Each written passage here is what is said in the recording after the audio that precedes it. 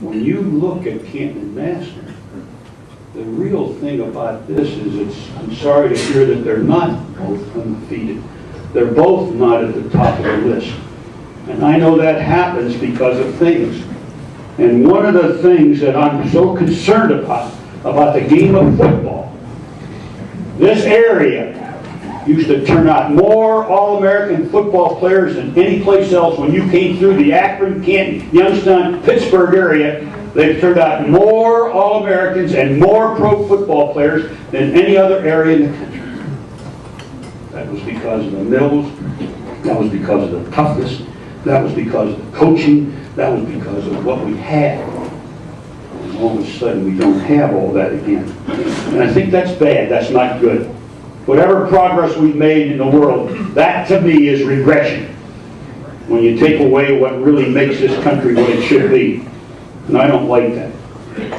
I like to hear the stories of Paul Brown and going through the Depression and how he started the Booster Club over there because they tackled somebody and he upchucked all red stuff and they thought it was blood, but they found out it was tomatoes because that's all he had to eat. So he organized a Booster Club to take food around to the place. And where did I hear that?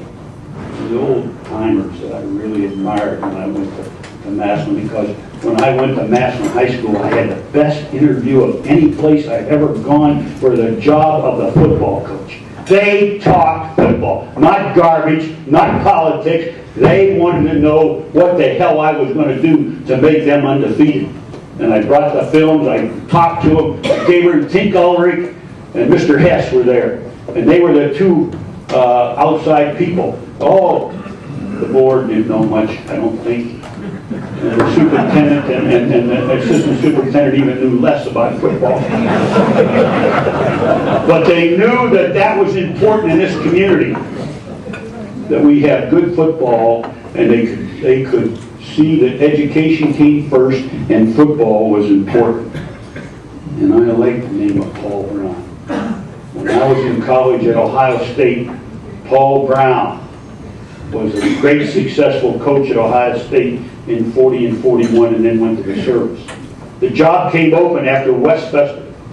Do you know why Wes Fester got fired at Ohio State when he went? He didn't return.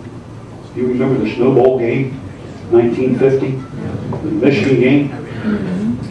Let me tell you something. I want to tell you the story again because I told this story before here. And none of you probably remember it, but you didn't need to have a ticket to get into that ball game because there were that deep in snow. You couldn't get to the game because of the snow. Tickets what Friday would have gotten, Thursday would have got $75 a piece. They went down to 2 for a nickel when you walked in the stadium. And there were 100,000 people there, although there were only 40. Because everybody said they were there, but they weren't there.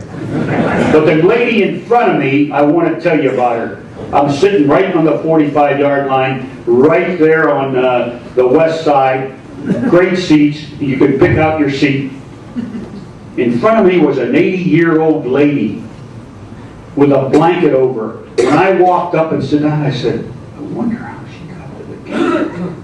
I had trouble. I drove down from Worthington. I was all over the road. I finally got down, found a place to park, and came in the game. The score was 3-2. Now take 3-2. Listen, 46 seconds to go in the game, in the half. 3rd down and 9 for Ohio State. Had the ball. Bob Demmel, Walt Cleve, which was a signal to punt the ball on 3rd and 9. No one had made a first down. No, they all just punted the ball. No one could make a yard. If you turned the ball over where we were on the 25 or 35-yard line, they had no way of scoring a touchdown or kicking a field goal at that time because the field was so bad. When that happened, when Bob Dudwell was running on the field, up jumps this lady, dumps her snow all over me. She jumps up and she starts shouting, "Don't punt that ball, Fessler! Don't you dare punt that ball, Fessler! Don't you punt it!" I jumped up, I said, "I'm with you, lady! Don't punt that ball, Fessler! Don't punt that ball, Fessler!" He punted the ball. blocked for a touchdown. We lose the football game 9-3. He never coaches again. I'm on the football team. I signed a petition, as every football player there did, to bring Paul Brown back to Ohio State. You know what they did with that petition? In the circular file. They didn't want Paul Brown. It was too much for the athletic director at that time and the board.